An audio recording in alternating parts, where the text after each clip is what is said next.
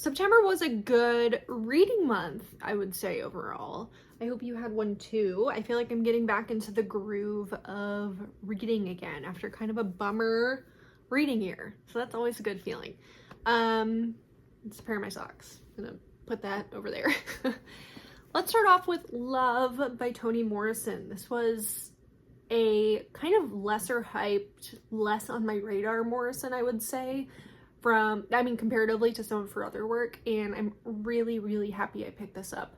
It is kind of a gothic horror tale, like a lot of her novels secretly are, and it follows the story of a pretty well-to-do man called Bill Cozy, and all of the different women who are connected to him in his life, from his ex-wife, his current wife, his daughter, his granddaughter, an employee, a mistress. It's all of these kind of women that were circulating around him, and he's such a looming presence in the book, but we never directly hear from him because he's passed. I devoured this. It's set in a kind of beach coastal New England town, and Bill Cozy kind of gets his fortune by operating and owning a hotel and a nightclub scene that was Black owned and operated and allowed Black patrons in the 40s and 50s when heavy segregation and racism was happening. So that is the origin of his riches, and it kind of tells how his influence and notoriety affected the people around him and what money and that power dynamic can do. It's a really weird ghost story that it kind of centers these two family members who are up in this like creaky old estate who are kind of fighting for his inheritance and what he left behind, but it really is like a generational tale of Black women and them trying to assert self-reliance and gain his affection by a way of, I guess, servitude in a way.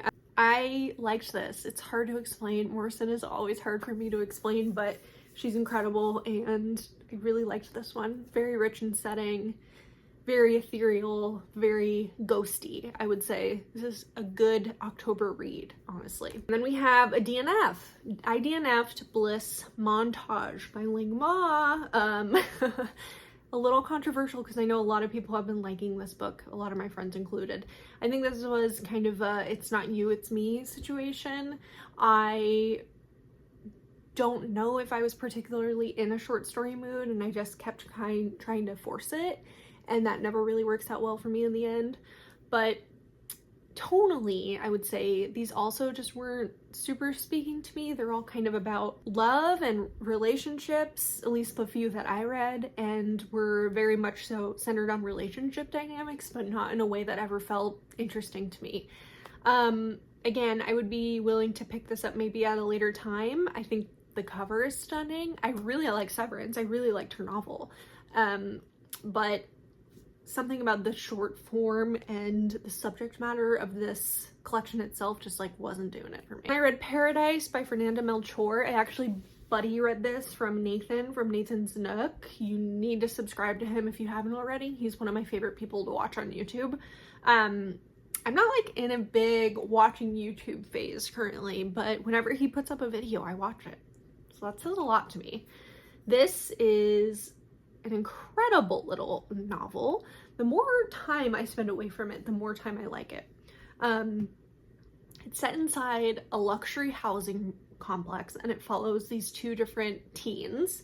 One is called Fat Boy. He's kind of this repulsive figure who is incredibly addicted to porn, who is lusting over this middle-aged married woman who lives in the complex, and is just completely enraptured by trying to get closer to her, and very openly sexualizes everything she does, and is just like a really gross perspective to read from. And then we have Polo, who is a working class boy, and he is kind of working this menial garden job at the complex and strikes up a friendship with Fat Boy because he gets him drunk. And we're almost always in Polo's point of view throughout the entirety of this book. And he is a really interesting character who we find out more from as the story progresses. They're both really longing and wanting something that's out of their grasp. For Polo, I would say it's like financial security, this dream of working a job and being in a system which he feels valued and like he deserves something better. He's kind of like a burnout teen vibe. His family member, who is his grandpa, recently died and like wasn't able to pass on a trade, so he kind of like flunked out of school, and now his mom is like, you need to go work a job. So he has a lot of angst around situationally where he's ended up in life. And then Fat Boy has like all of this privilege that he brings, and he just feels very entitled to this grown woman's body who's his neighbor, who he has no relationship outside of that they're neighbors, right? Things happen.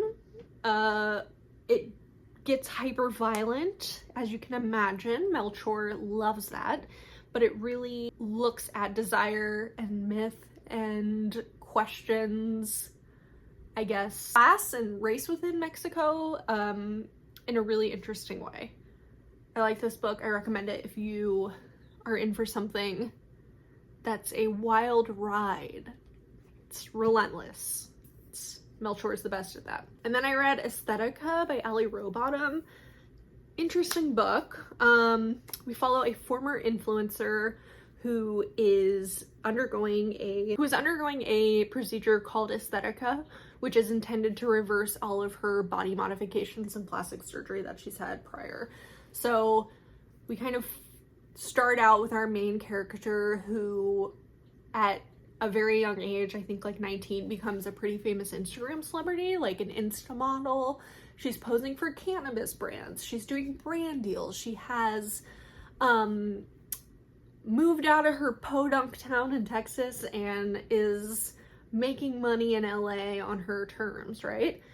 But while all of that is happening, she's also in a sexual and emotional relationship with her manager, who's like 10 years her senior, is kind of a scuzzy guy, gets weirder and weirder as their relationship evolves throughout the book, and then he starts kind of paying her way and recommending some of the body modifications that she gets. So he pays for her boob job, all under the guise of make your body like this and you can sell it this way.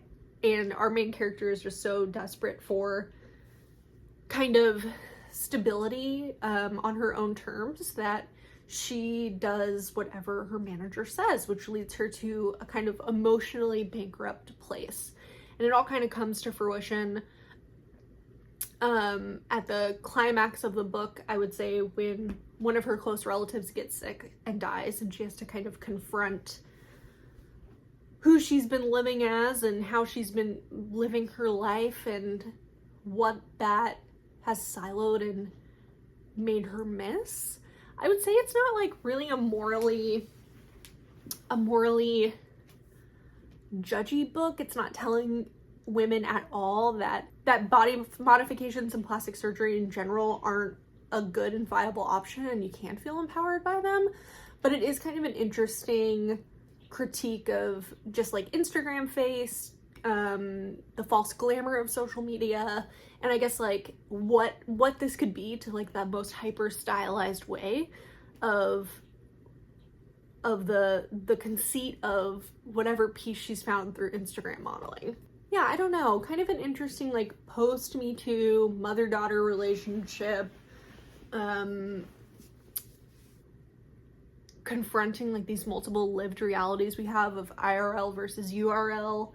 This is out in November by Soho Press. I think it's worth your time if you're a person online. It didn't blow me away by any means, but there was some good sticky things to kind of chew on in here that were surprisingly kind of moving at times, and were also hyper relevant in this day and age, shall we say. Another DNF is Mother Dead. I read another book by this woman author that Lauren Euler herself recommended to me, and I enjoyed that one way more than I enjoyed this one, hence the DNF.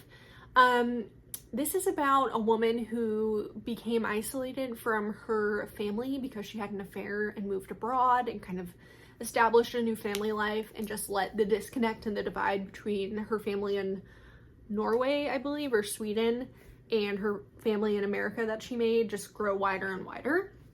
So she's moved back, our narrator, our main protagonist, and it's just like a relentless fragmentary deluge of her inner monologue about like, what if I saw my mom in the grocery store? What if I saw my mom walking down the street? What if I saw my mom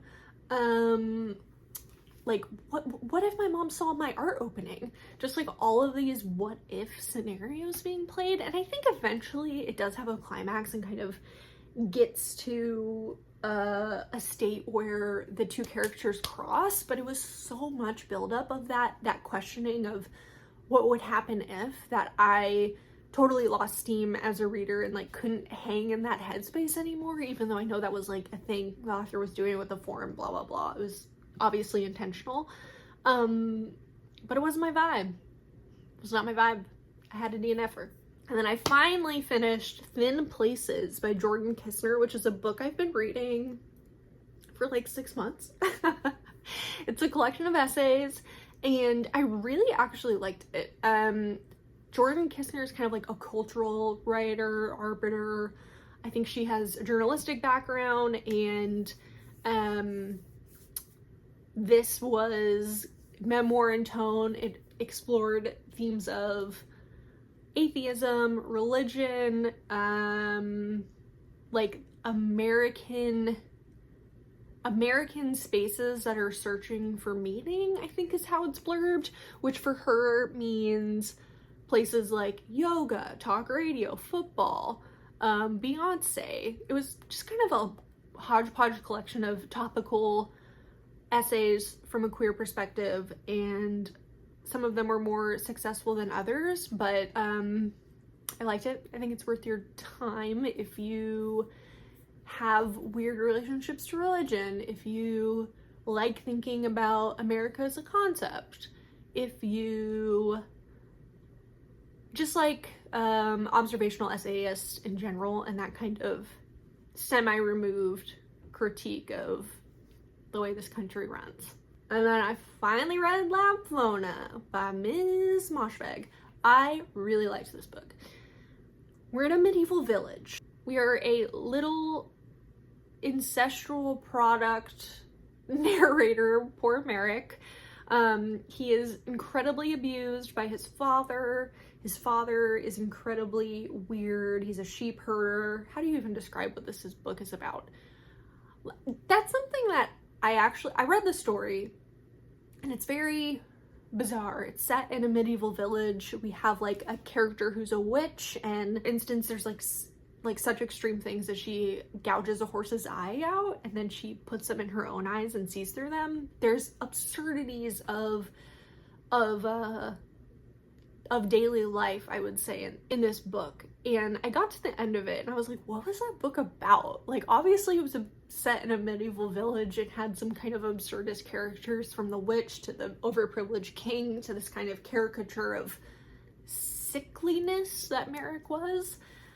So I feel like usually I can kind of see the broader thematic themes that an author is playing with when a story is this like plot driven.